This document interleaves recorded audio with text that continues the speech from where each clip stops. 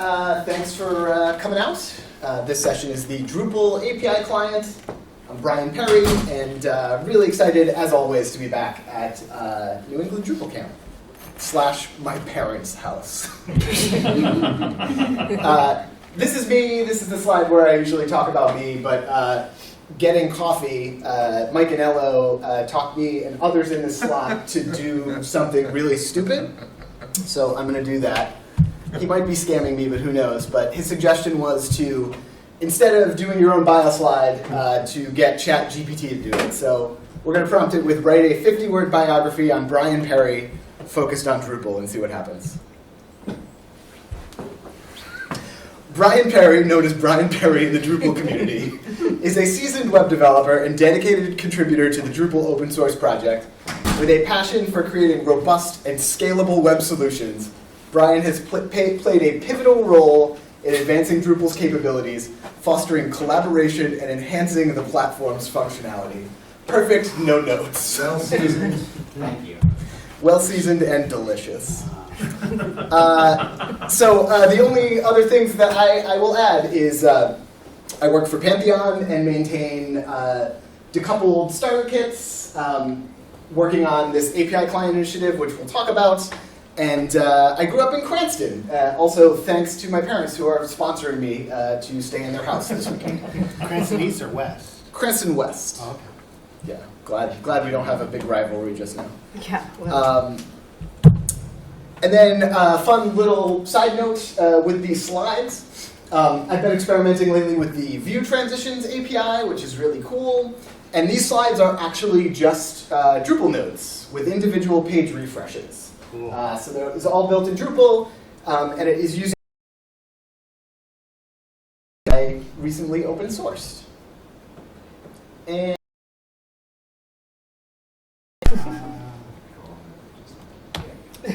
all right, we're really going to cross our fingers on that one. But yeah, so anybody who's interested in that, check out that module. I'd love people to just try it out and see how it blows up. So, but what we're really talking about today is the Drupal API Client project. And at the highest level, what we're trying to do is create JavaScript packages to source data from common Drupal APIs, like JSON API. And the goal is to offer it under the Drupal namespace on NPM. And that is not an official thing, but that is outwardly what we're aiming for.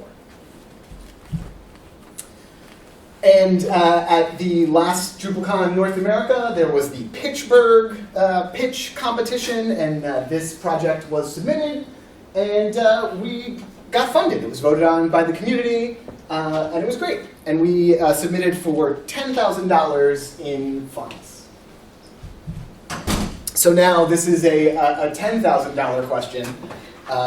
Why does Drupal need an API client? Why are we doing this in the first place? So I think there are a bunch of reasons, but a simple one is that I think NPM tells a story. So if you search for Drupal on NPM, this was probably a few months ago at this point, but this is the results that you get. And it's pretty confusing. The first result, and it's probably a little small, but is an implementation of parts of Drupal's user access control API. And then there's Next.js Drupal web form, Drupal image style generator, and then the fourth thing is a Drupal SDK. But is it Drupal's SDK? Is that the one that I should be using? Who knows? And then if you know to look under an organization on NPM, Drupal does have an NPM organization.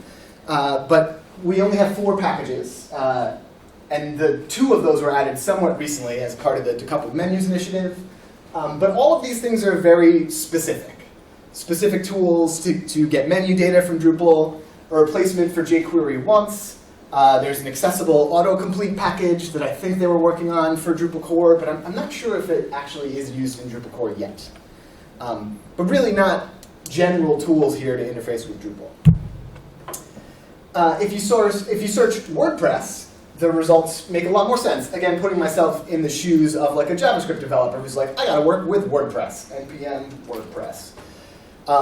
And the very first result you get is a client for working with WordPress. And there's Gatsby source WordPress. And then under the WordPress namespace, there are a lot of WordPress packages. A lot of those are driven by Gutenberg and the block editor because it's written in React. But many of those packages can still be used outside of that context and have use in general JavaScript projects. And then this isn't a completely fair comparison, but I think it also represents something that JavaScript developers, their expectations. If you search for Contentful, if you're working with Contentful, you get a set of utilities and SDKs to get data from Contentful. Obviously, that has to exist because Contentful is a completely headless API, completely headless CMS. But I do think JavaScript developers will have the expectation, I'm working with the CMS, what are the SDKs and packages that I can use to interface with it? And in the Drupal contrib space, there have been many competing projects. It's not like aggressively competing, but similar, approaching similar things. So there is a Drupal.js SDK. I maintain that project Drupal State. There's a Drupal SDK. Next.js for Drupal has their own client that is packaged with Next.js for Drupal. Recently, there was another project, DrupalKit, that is doing similar things. And a lot of these all do similar things. So this is just a simple code snippet using Drupal State of what it would look like to use that to get recipes from Drupal. And you import the package, you create an instance of a store, you tell it where the root of your Drupal instance is, and then we can say store.getObject and provide the object name of new recipe. And when you do that, you get all of the recipes back from JSON API. Or you can get an individual article using an ID. And Drupal State, this package by default, it caches things locally. So if you make a second request just for a recipe by ID, it'll get it from the cache rather than talking back to Drupal's API. This is the next for Drupal client, and the API looks similar here. So import the package, create an instance of the client, tell it where your Drupal instance is. There's a get resource collection method here. You can also get things by an ID. So there's definitely examples of people, for whatever reason, solving this problem repeatedly. And also probably many people who just roll their own and use fetch and interface with Drupal that way. But the packages do have some key differences as well. All of them have some slightly different needs and priorities and focuses. Some of them are framework specific. Like for example, the Next for Drupal client, Next.js for Drupal client it requires React, and it has a lot of built-in concepts around Next.js and just React hooks and things like that. And they all have different sets of maintainers, and priorities may change, and people may have more or less time to work on these projects, just like any other open source thing. So I think that the fact that people are solving this problem over and over indicates that there's a need for something like this. We could be wrong, but I personally don't think so, obviously, because I'm working on solving this problem again.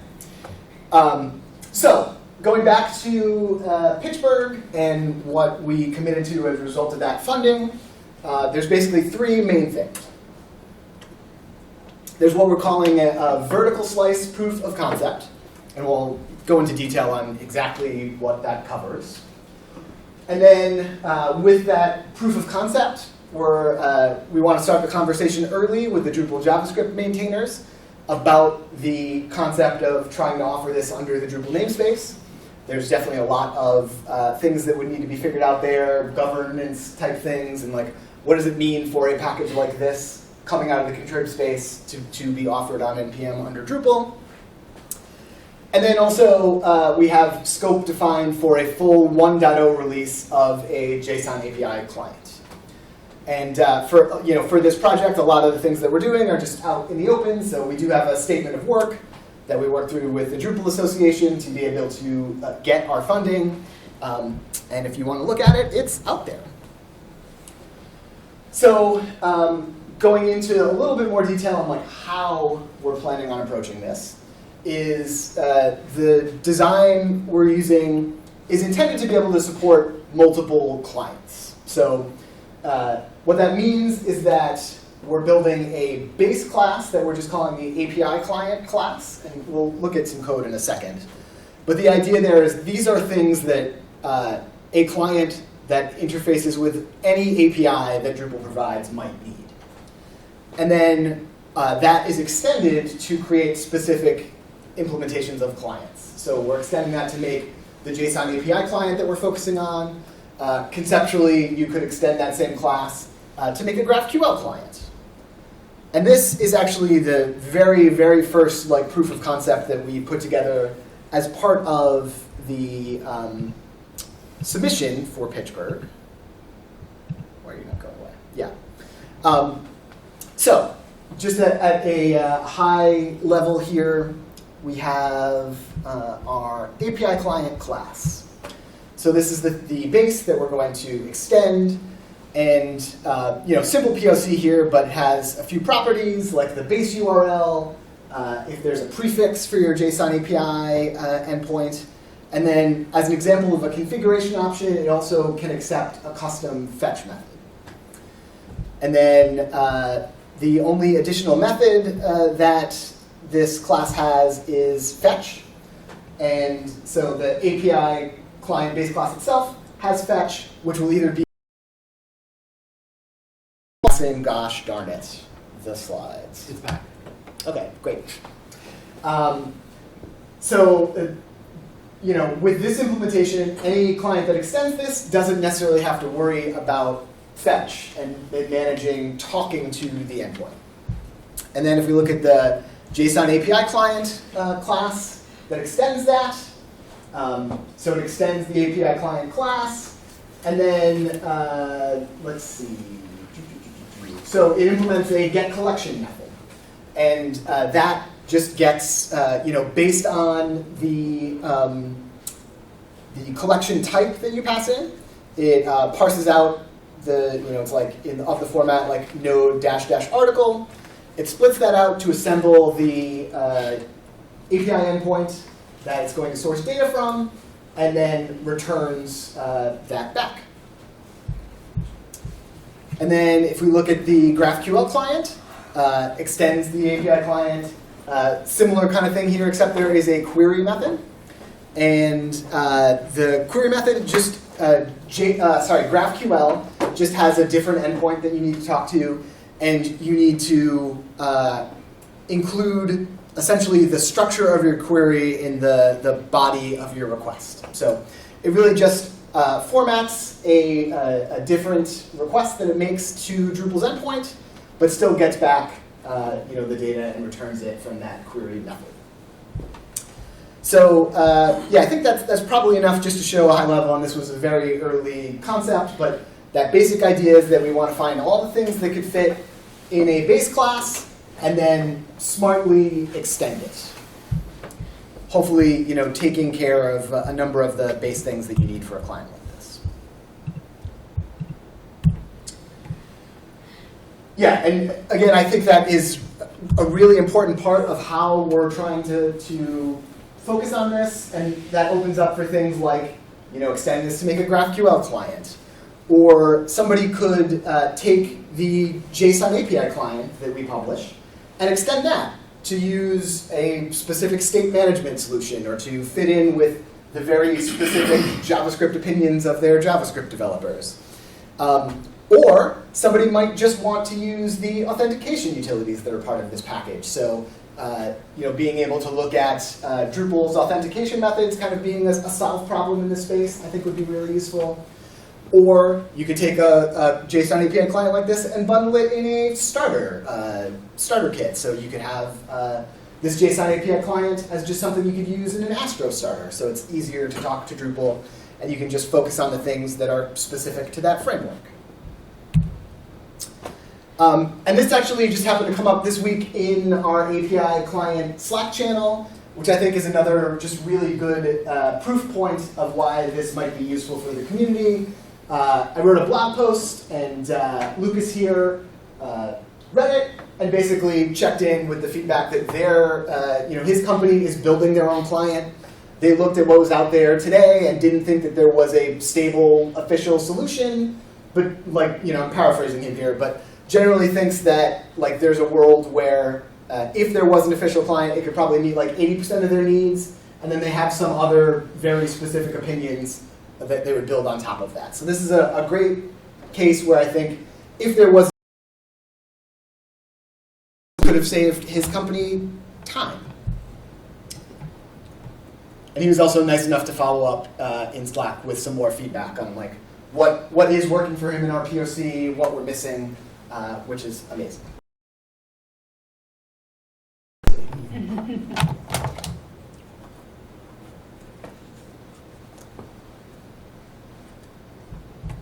going to be so delicate. So this gets us to the vertical slice proof of concept. The concept of a vertical slice, if you haven't heard of it before, I was familiar with it through video game development, but I'm sure it's used in other places. But the idea of having a subset of the product that you're offering, but going deep in that one specific area to be able to show as much of representative piece of it as possible. So specifically, we're focusing on getting a collection of resources for a specific resource type and talking to JSON API. And then also we want to establish the client level configuration options. So while we're just getting a collection of resources, we want to be able to at least represent all of the configurable things that we're going to have in the future, just so we can kind of see what that would look like and also provide a base for implementing the future methods when we work on 1.0. And also I think that being able to get this POC out quickly, my hope is that it'll help with discussions in the community, discussions with the JavaScript maintainers, and good stuff like that. So the cool news is a few weeks ago we did complete and release our POC as a 0.1.0 release on NPM under the Drupal API Client, JSON API Client, which will hopefully be a temporary home, but it's a place where you can get it and install it today. And let's just look at a really simple, basic example, just to see what it would be like to use this. It's probably not all that different from some of the early examples that we looked at before, but you would install the package.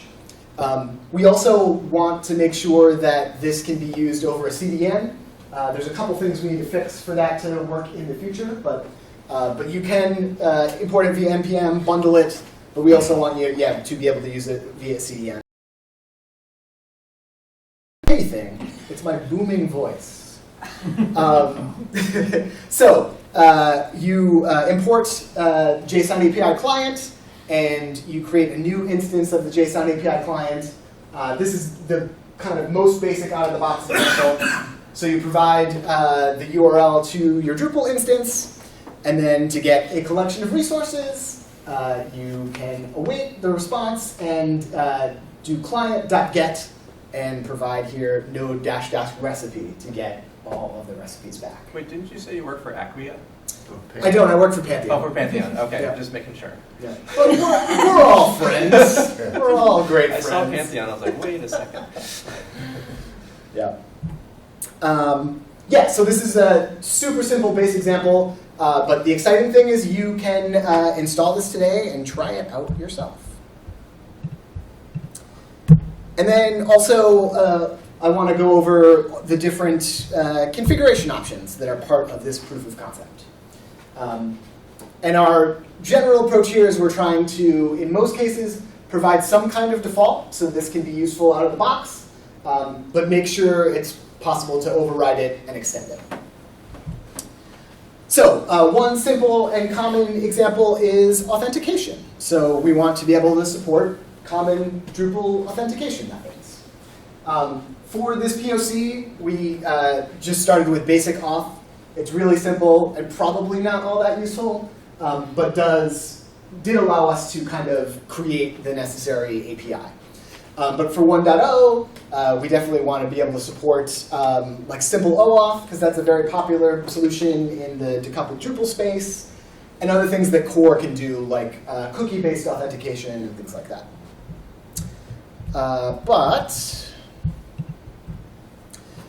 This is just a simple example of what that looks like. So, a lot of this will start to look similar, but we create our instance of the client, and then there is an object that you can pass in with all of the different options.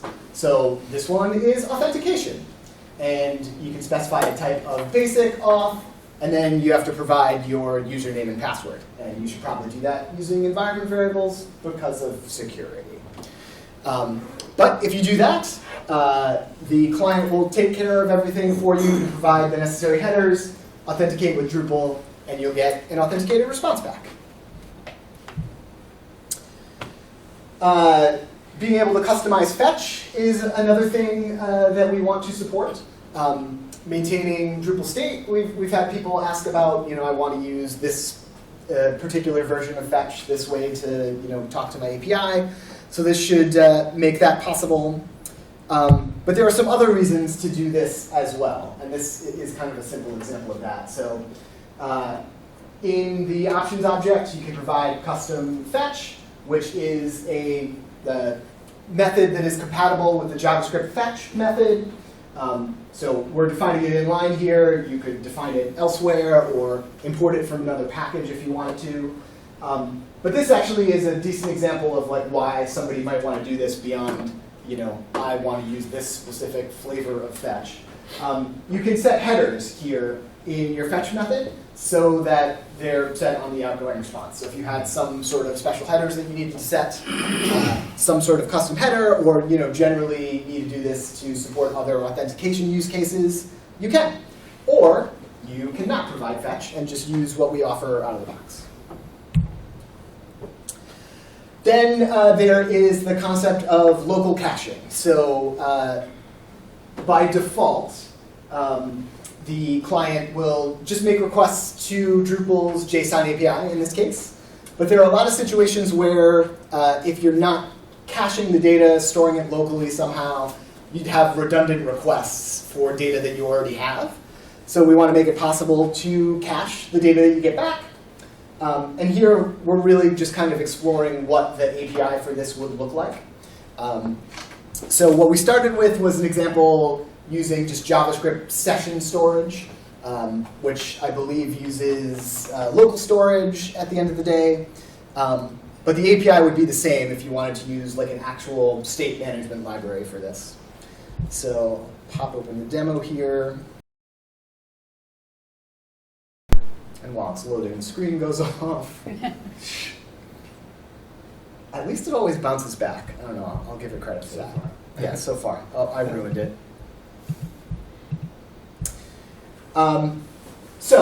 Here's what this looks like. There is a cache option you can provide.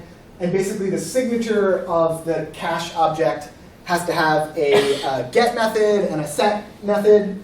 And if you provide something that follows that signature, when the cache is provided, when data comes back, it will the client will set those values or get those values just in a key value store. So pretty generic API to that, but should allow you to use a number of different options, or just kind of roll your own thing that uses local storage or whatever. And the other thing probably worth noting here that I think maybe we touch on a little bit later is that we're writing this library in TypeScript, just because for a library like this that people are going to depend on, that type safety is really important. However, we'll also be publishing types as part of this library too. So I'm hoping that over time, this will also result in some common types for interfacing with Drupal data, JSON API, and things like that that will be useful to the community too. All right, so that's the cache option. And back to the slides. So also we want to support logging. So one, having a debug method but also being able to provide a logger. So if you wanted to send things along to a particular logging service or something like that, or use a particular logging package, you could do so. For the POC, we're just shipping with console log equivalents, and you can provide like a log level to be able to use that. So here is a quick demo of this. These are all, pretty simple, focused examples, but here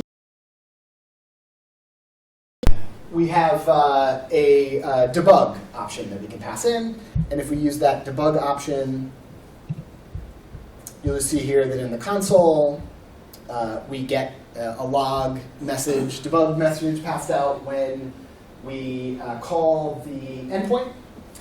And if we instead provided a custom logger here, in this case we're just using the tslog package, code sandbox, but it's using that logging library instead.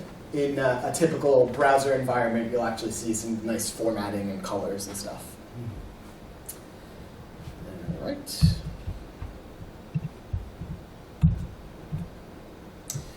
Deserialization.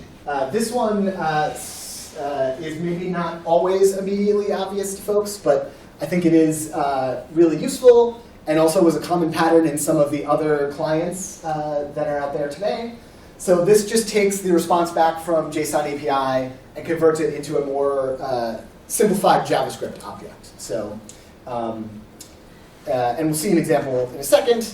And the way that we're approaching this is we're not going to deserialize by default. So it'll be the raw response from JSON API, but anybody who wants to convert it can. So here is a quick demo of what that looks like. And mostly we can just focus on the response here, but if you are familiar with JSON API, you probably already know this, but the response that you get back from JSON API still has a bit of a nested structure. Some things are under attributes, some are not. If there are relationships like referenced entities, if I scroll down here, there's like a section for relationships. There still is a little bit of Drupalisms that kind of leak through here. So, especially to somebody who's not familiar with JSON API or Drupal's implementation of JSON API, it maybe takes a little bit of work to wrap your head around how you can actually access this data. And if instead we use a library to deserialize it, one that works pretty well out there is called JSONA. And if we pass in the serializer, it flattens out the object that you get back. So most things are kind of top-level keys at that point. And it also handles relationships really nicely. So if you had an image, for example, or a media item, you wouldn't have to go filter through all of the relationships. It is also going to be part of that top-level object for you.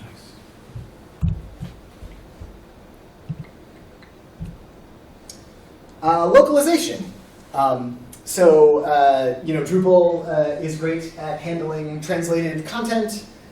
So we want to make sure that people can source data easily in different languages. JSON API itself does have some limitations in this area and some things that are still like open issues around localization. But we still think there's something meaningful that we can offer here, which is basically, you should be able to get content in different languages. So the little demo of that looks like this. There's a default locale option that you can provide. And right now it's English. If I change it, it's English, and my recipe is deep Mediterranean quiche. And if I change it to Spanish, I get the Spanish result for that node. Profundo. Profundo, yes. This is definitely the kind of POC level of this. We expect for a lot of these options it'll be possible to either set that on the instance of the client, but also override it on individual method calls. So you could say, by default I want to get things in Spanish, but here this one time I need something in English.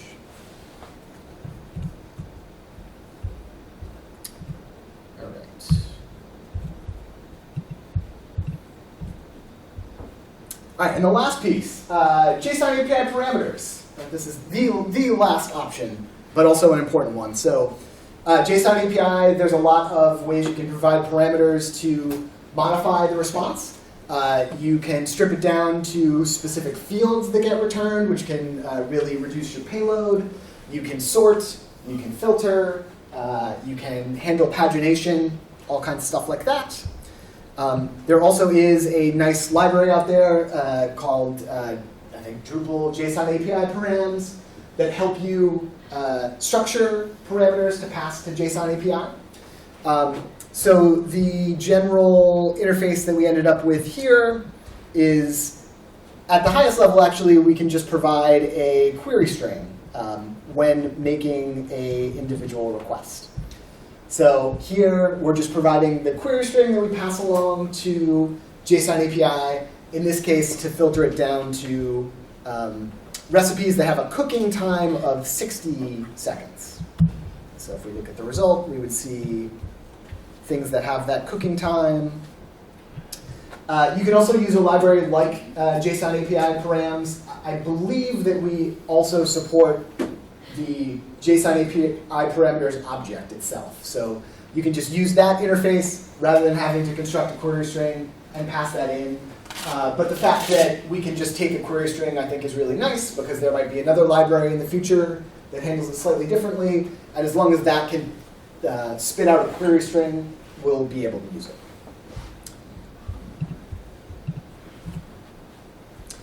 All right, so those are all of the little demos. I think what I'm going to do is just skip this example. We can go back to it if we have some time, and cover some other things.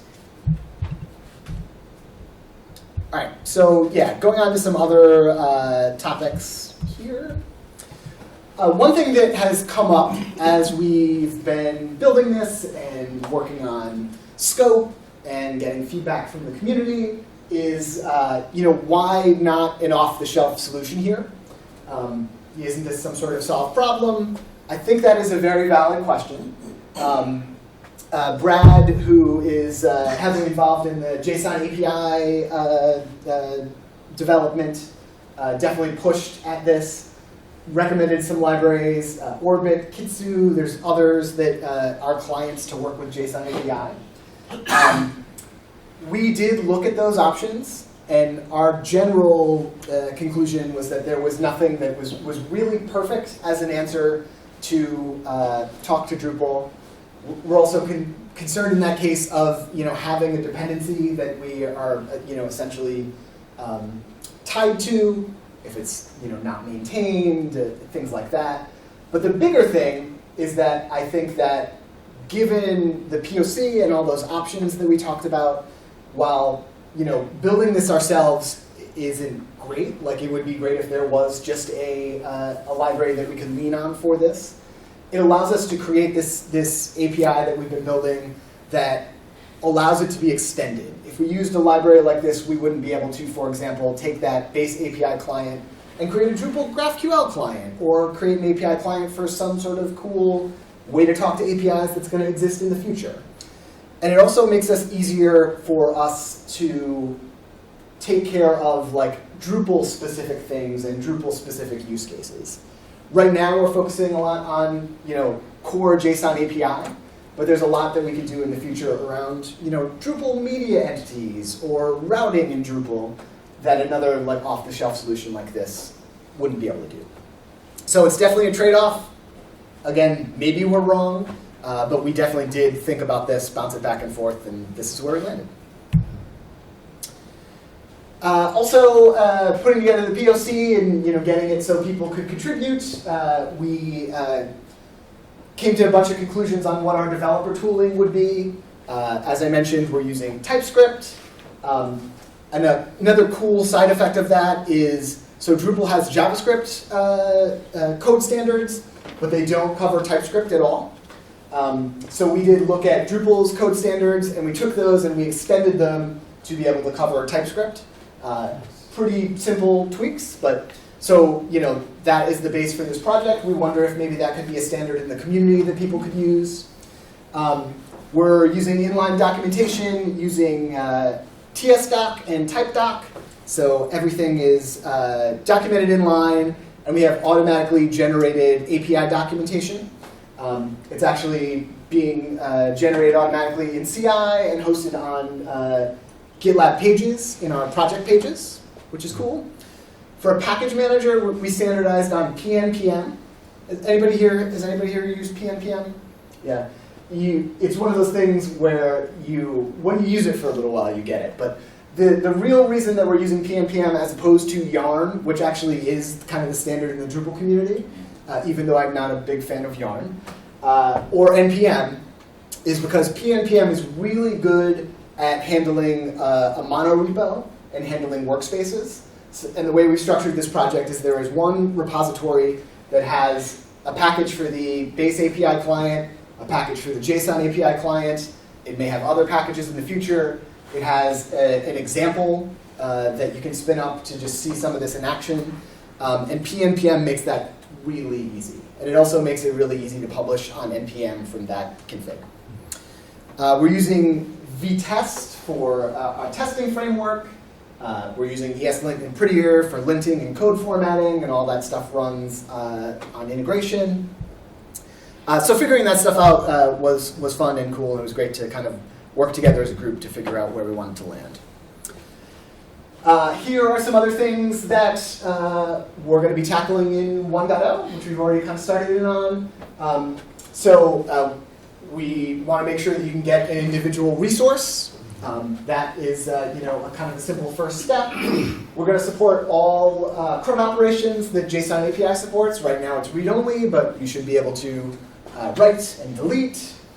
There's more authentication use cases we're going to support.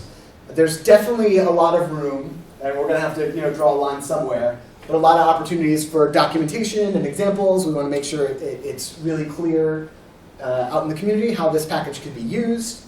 And again, the goal that we're going to try to work through is to see if this could get published under the Drupal namespace. And I'd love for that to happen, but also, I'm pretty happy with what we've built so far and confident that even if that doesn't happen, this will still be useful out in the community. And then there is the money. There is the whole part of the funding here. Submitting to Pitchburg, from my perspective, was definitely for the community visibility, and that has really paid off nicely. But we do have these funds, and I want to make sure that we use them somehow. So this is the general plan that we have. So basically kind of splitting it into thirds. And we're going to try to manage this on Open Collective. And so the first third is we're just going to try to proactively sponsor some people's time, basically some key contributors that have stepped up early, and basically just give them a stipend for some hours of work on this project. It probably won't be all of their work, but hopefully it's still useful and meaningful.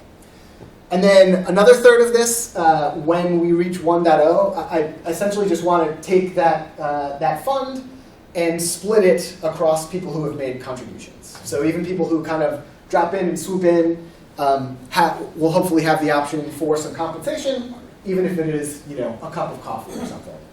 And we've also had discussions with people where money in this case is complicated. Mo money, mo problems.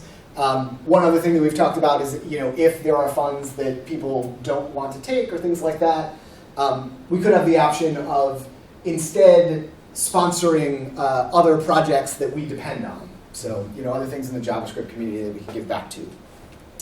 And then we do want to save a bucket of this for ongoing maintenance.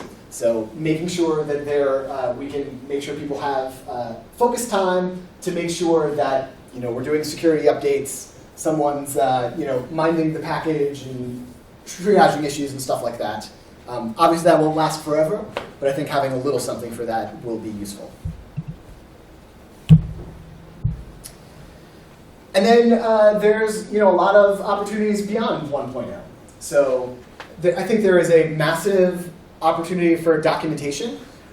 Right now, and as a side effect of the decoupled menus initiative, there is under the developer documentation on Drupal.org a decoupled Drupal section. And it sucks. It's mostly outlines. It's obviously not all that uncommon in the Drupal community. there is a lot of stuff around decoupled menus, but not a lot of stuff generally around decoupled Drupal. And it's also just been really hard. Like, it's such a large problem. So to be able to get people to focus in on even where to start there is difficult. And obviously I am biased, right, in working on this project. But I think that if we do find ourselves in a future where there is a, quote unquote official JSON API client, we can really focus a lot of the documentation around that as a starting point.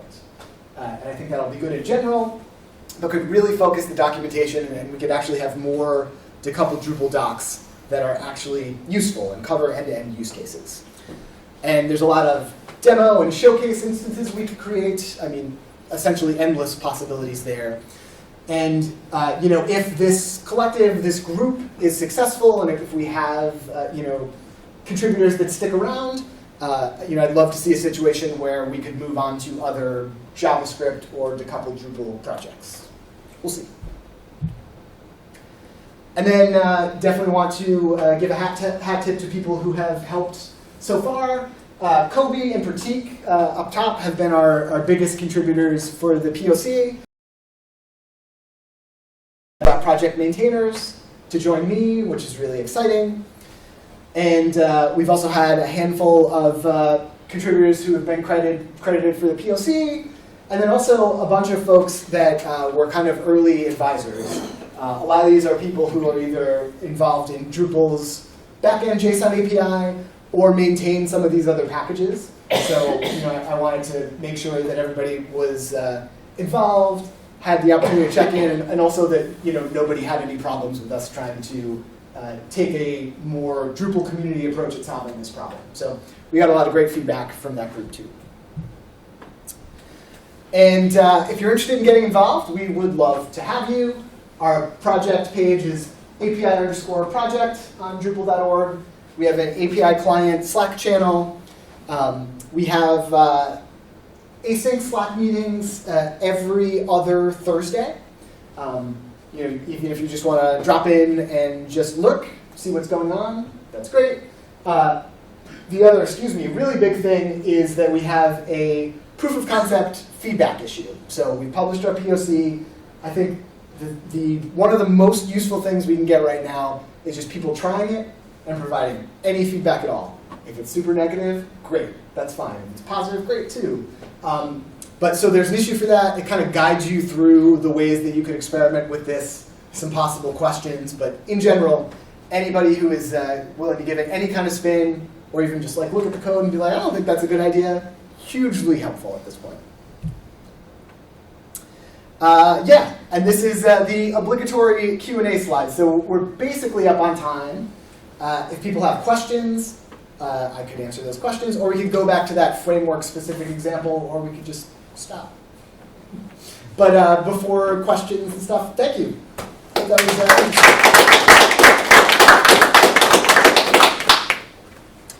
any questions? Yes? Are you sort of coupling the idea of being under the @Drupal official namespace with this being like an officially supported package, or are you trying to stay in contrib but just use the namespace? Yeah, so the question was, are you coupling the idea of being under the Drupal namespace on NPM as being an official package, or are we trying to stay in contrib? I think, honestly, I don't know. And I think part of the discussion with the JavaScript maintainers about trying to make that possible will help us figure out what that means.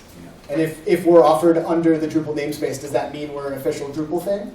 Obviously, that wouldn't be terrible from my perspective, but one thing that we've talked about also with part of the decoupled menus initiative, and I think there is a model for in the contrib space that is pretty common now, or increasingly common anyway, is something that is created in contrib and promoted to core. So is there a similar concept in the JavaScript space, the Drupal adjacent space that could work? And is it offering it under the Drupal namespace the way to do that? Yeah, I mean, I think that's how once started. Yeah. And that became the first, I think, promoted package. But I'm thinking, even from project browser's perspective, we'd love to lean on this library instead of just making raw fetch calls. This would be easier, but there's certainly not a precedent for core modules depending on a contrib module. Yep. Or a contrib code, so. Exactly. Yep. Yeah, and those are all great questions, and that's another reason why we want to do the POC first and start talking to the JavaScript maintainers, because there's definitely a lot of questions there. Yeah, and I'd love to advocate if the time comes, because it would be something we would like to use. That's great to hear. Yeah, awesome. Any other questions? Yes.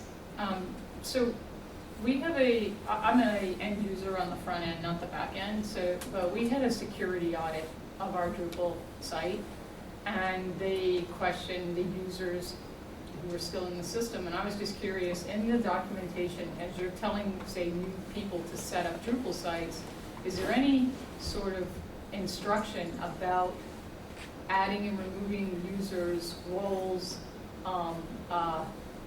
who gets to approve what access people have, admin, how often they change their passwords, do they share accounts, that kind of stuff? Like, is that documented anywhere? Like, when you say documentation, do you help new people who set it, engineers that set it up, to say, hey, you need to think about this because of security today? Yeah, the question was really summarizing here, but about like governance of accounts and trying to manage from a security perspective, like activating accounts when they can be decommissioned, things like that, and if that's included in the documentation. A little bit out of the scope of this. I actually don't know if that's included in the documentation. My guess would be no. That's definitely like a situation where Drupal makes those things possible, and then people can come up with standards on top of that. But those are common questions with an open source project. There's so many different ways to use this thing. How can we define standards around it? I only mentioned it because you brought up authentication. So I'm just thinking, as users, if you're administering them, and like I said, you personally got slammed because of it. Yep. So. Yeah, and from this perspective, we're kind of thinking of it as a consumer of Drupal. So we're a user that authenticates with Drupal, which is, in the same neighborhood, but a little bit of a different problem. Okay, thank you. I would say that would be something that would be difficult for Drupal to define for users or provide any documentation for. Like with our implementation, we use SSO and go through our Azure users, right? So everybody's going to use it and have a different methodology for managing their users. And your org is doing the right thing by having an audit. That's the first step toward enforcing deciding what your rules are going to be and enforcing compliance. It's really easy to add people. It seems to be oversight to not remove them. Like, we have contracts Yes. change, and so people leave, switch to a new company, and it's just doesn't have part of that as a process. Yeah. Yeah. So it seems like we're moving on to the other thing. I'll let this conversation continue, but want to say thanks. And the biggest thing, just spread the word, try it out. Okay. Appreciate Thank it. you. Thanks. Thank you.